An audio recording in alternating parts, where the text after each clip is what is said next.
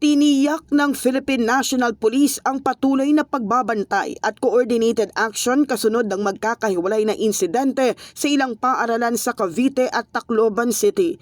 Binigyang diin ng PNP na walang dahilan para magpanik ang publiko at nananawagan ito ng pag-iingat at pakikipagtulungan sa responsableng pagbabahagi ng impormasyon.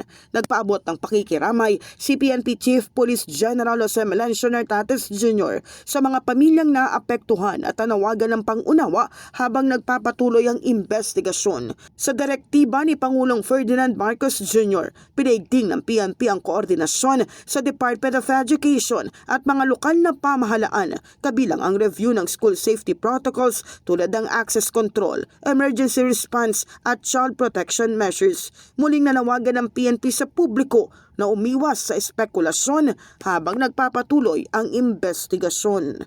In the heart of changing lives, ako si Brigada Cass Austria ng 105.1 Brigada News FM Manila, the Music and News Authority.